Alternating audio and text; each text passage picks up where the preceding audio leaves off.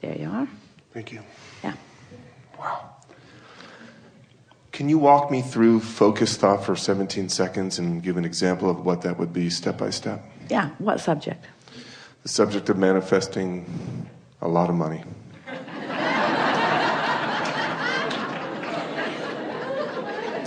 All right. Now, there's some things to take into consideration because there are a lot of clogged pipes on that subject. So there already is quite a bit of momentum on that subject.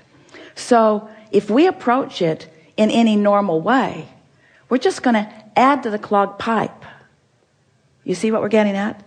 So here's a law-based fact that if you can hear it, it will serve you in every conversation that you have with yourself in your deliberate creation forevermore. The more general you are when you approach a topic where you know you have clogged pipes, the better off you'll be. Now think about what that means. If you don't have any clogged pipes, if you're thinking about something wanted, then the more specific you are, the faster the momentum and the better it is, because you're carving out a path of least resistance to something.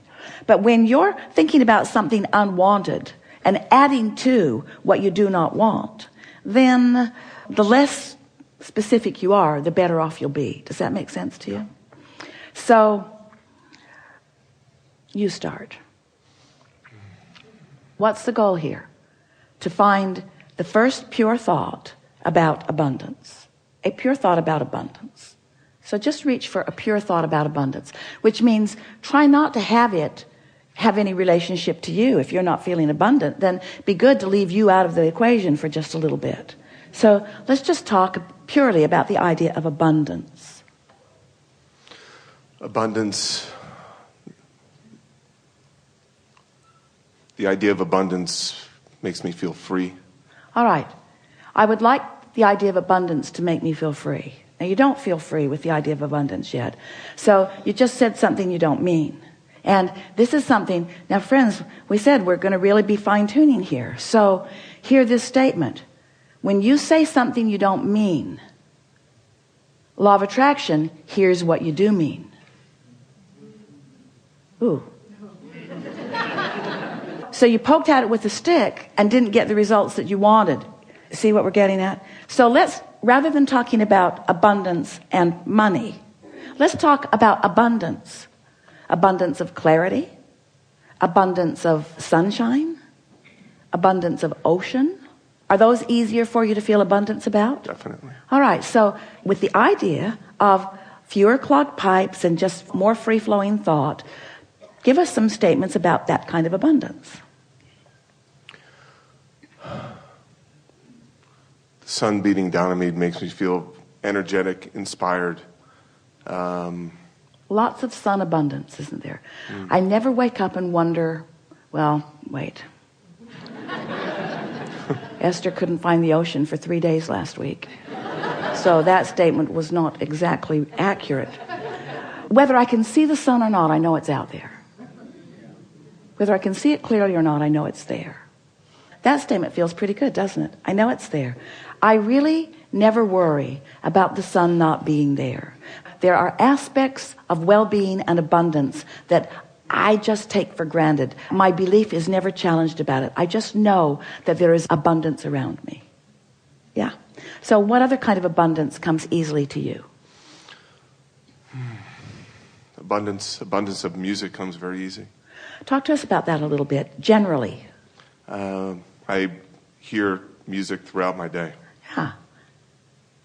Stay in that feeling for a little bit and become more specific if you want to. Since there's no resistance on that topic, then as you become more specific, you carve out a greater path of less resistance. So carve that out a little bit. Songs just come to me, and I don't know where they come from, but they come and it sounds good, and I'm open to receiving these musical messages. I have no idea where they come from, but so I accept that from the unseen, abundance flows to me in this form. And so it is logical to me that from the unseen, that all nature of abundance will flow to me. And that in the same way that I can be in a vibrational place of just allowing that to happen, I can be in a vibrational place of allowing more abundance on more subjects to happen. Feel how free-flowing that is? In other words, no resistance. Those statements were easy to make and felt good as you make them. Now that may be all the work that you need to do for one conversation that you're having with yourself. And you can tell that you've done good work because you have contemplated a subject and you felt good while you contemplated it. So we're going to make a statement to you, really to all of you. This is another refined point, very fine-tuning, deliberate creators that we are visiting with here today. So how do you feel about the concept of, in order to get the results that you want, if you've got some clogged pipes, just never mind them, lay some new pipes? Doesn't that make perfect sense to you? Isn't that an easy to understand concept? So now we just want to insert this very important understanding. When you're standing in the middle of clogged pipes, and you know you are because you feel uncomfortable, that's not the time to try to lay new pipes, because all you do is increase the clogging of the pipes that already exist. So here's a statement that we want you to remember. We want you to somehow, some way, and we'll talk more about that as we're moving forward, somehow, some way, get on this high-flying disc. Usually happens first thing in the morning, before things have come to thwart it. Sometimes you don't make it to breakfast. But first thing in the morning is when you're most likely to feel it. And the more you reach for it, the more you care about it, the more you milk it when you are there, the more you will own it, the easier it will be, the more the momentum will be there, the more often you'll be there, the easier it'll be to be there. So let's say you're there, and it doesn't matter if you even know how you got there. Esther was talking to a friend on the telephone the other day, and they got on the subject, and they were laughing so hard. They were laughing so hard that neither one of them could understand what the other one was saying. What? I can't understand you. What? I can't understand you. And so Esther has decided that she never needs to meditate again. She'll just remember that conversation, and she goes right to that high-flying disc. In other words, when you get hold of something that feels like that, just milk it and milk it and milk it and milk it and milk it, and use it for your reason for feeling the way that you're feeling. So here's the statement. We've been teasing you about it. It's time to deliver it to you. Do all of your laying of new pipes from your high-flying disc. All of them from your high-flying disc. So the other day, after laughing and laughing and laughing and laughing and laughing with this friend, Esther replayed that conversation over and over and over and over and over and over and over and over and over in her mind all day long. We'll tell you what they were laughing about. We warn you, you kind of had to be there. So they're talking about the same thing that you're asking about. They're reaching for high-flying thoughts. And Esther is saying, I've discovered that the more general I am, the easier it is to stay there. And so she was saying, I love words like clarity, and I love the feeling of invincibility. And I've got this pen that I pretend is my magic wand, and I'm just waving it around, and it feels like the entire universe is responding to what I'm asking for. And all I want to do is think about these things and talk about these things. Esther said, I'm afraid I'm becoming like a vibrational snob. Because I'm not willing to go to other less good feeling places. And her friend said, yeah, it's like others can't quite understand us. She said, it's like being in that room at the insane asylum. And Esther worked at the state hospital in Blackfoot, Idaho. She knows that room. She's seen that room. So Esther began laughing. And then one or the other of them is talking about people walking by and hearing them laughing in there and saying, just leave them alone. And don't get too close to the door. And then Esther said, yeah, and they'll slip food under the door to us. And her friend said, yeah, and we'll think we manifested it. So on and on and on and on. You've never heard two people snort more. So finding something like that, and milking it just for the fun of it, milking it just for the clarity of it, causes you to practice that high-flying vibration and gain momentum of that high-flying vibration and make it more likely that that is the high-flying vibration that you own. Make it easier to be there. So after that, Esther went to bed that night playing that over and over and over in her mind. She had a long conversation with her daughter Tracy, who was waiting to pick someone up at the airport, telling her the story and laughing and laughing and laughing and laughing and laughing.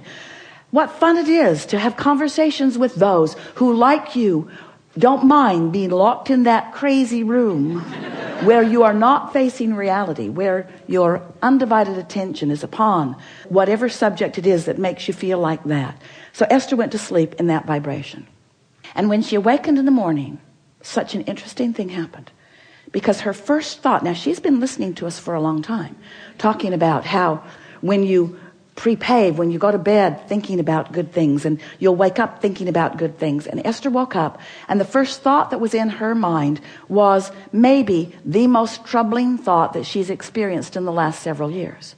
That was the thought that was in her mind. But she was so consciously aware of all of these concepts that we've been talking about that she said to herself right out loud, I've got 16 seconds to shake this thought. 16 seconds to return to my high-flying disc. 16 seconds to lay my new pipes about this subject. And then energy just flooded all through her as she realized that this was her high-flying disc. This was her chance to take a subject that had been troubling and approach it from her high-flying disc. And she left it in a place never to return to again. You see what we're getting at? This is the way that you find clarity. This is the way you find abundance. You wait until you're in that feeling of high-flying abundance, and then you can approach the subject that's a little more troubling if you want to, understanding that it's risky, but it's only 16 seconds of risky, right? You've got 16 seconds. You've got 16 seconds to let it go or to bring it into alignment. Our favorite story that fits right here. We've got to tell it to you now because it means everything. Sometimes it's like you say to us, Abraham, I've jumped out of an airplane and I have no parachute. What do you suggest that I now do? And we say, hang on, it'll be over in a little while. Because there is a momentum that is happening that there's not any action that you're going to be able to offer that's going to make any difference. You understand that? So what we're saying to you is don't struggle, don't fret, don't effort, just crash and burn. It's all right. Because tomorrow you can get up and get on the high-flying disc. Tomorrow you can get up and get on the high-flying disc. Tomorrow you can get up and get on the high-flying disc. Tomorrow you can get up and get on the high-flying disc. And after a few days of tomorrow getting up and getting on the high-flying disc, one day Esther said to us, Abraham, I refuse to accept that I have to wait until tomorrow to get on the high-flying disc. I have tools that you've given me. I can get back up there anytime that I choose to get back up there. So what are we talking about? We're talking about your conscious awareness of your vibrational output. Yes? We're talking about your conscious awareness that you are vibrational beings. Yes? We're talking about your awareness that you can choose the vibration of your being in this moment, but that it takes a little practice. Yes? And some subjects have enough momentum going that it's going to take getting up tomorrow and getting up tomorrow and getting up tomorrow and getting up tomorrow and getting up tomorrow and getting up tomorrow and getting up tomorrow and getting up tomorrow. This could take a while. Getting up tomorrow and getting up tomorrow and getting up tomorrow. But if you get up on enough tomorrows and you reach for that high-flying disc and find it, then what happens next will be vivid evidence of how you're doing with your high-flying disc. We so want you to understand that in this day, evidence of what disc you're on is going to be all around you. Esther said the other day, the people around me are making me believe that I might be on the ornery disc. She resented them, but she had to accept she had rendezvoused there with them. You pick the disc and you'll rendezvous with others who have picked the disc, you see. And sometimes if you don't realize that you're on it till you're on it, there's enough momentum going that it's hard to get off of it. But that's the work. So here's the rule of thumb that we would follow if we were standing in your physical shoes. The better we feel, the more we would milk it. The worse we feel, the more we would try to ignore it. That's what Jesus meant when he said, turn the other cheek. Choose your vibration and give it your undivided attention if it feels good. And give it as little attention as you can if it doesn't feel good. So Esther was thinking the other day about the words that we used, and she could feel the poignancy with which we were talking about those clogged pipes in her pond and how they were clogged from neglect. And Esther got this visual image of pipes that she's laid to all kinds of things, wanted and unwanted. And she's got open pipes to unwanted things and open pipes to wanted things. And what keeps them open? Attention to them. Attention to them keeps them open. She's keeping the path of least resistance open to wanted and unwanted things, yes? But if she neglects them, they just clog up from neglect. So it's a new, even better application of this clogged pipe analogy. What paths of least resistance are you carving open every day? I hate that guy. I've always hated that guy. That guy is such a pain. The guy dogs me. I think he stalks me. He's everywhere I go. I don't like that guy. That person at work is everywhere I go, always in my face. Who's keeping the pipes open? That's what we want to ask you. You are. You're always the one who's keeping the pipes open. So if you look around any environment, whether it's the environment of your memory, whether it's the environment of your work, whether it's the environment of your family, whether it's the environment of the people that you are moving through the freeways with, whatever environment that you're moving around in, you are the one who's keeping the pathways open. You're the one that gets to decide. So be more specific if it's a pathway you want open, and be more general if it's one that you would like to just sort of stop. The more general you are, the less momentum there will be. Helpful? Yeah. Really good. Thank you. Yes, indeed. Now what?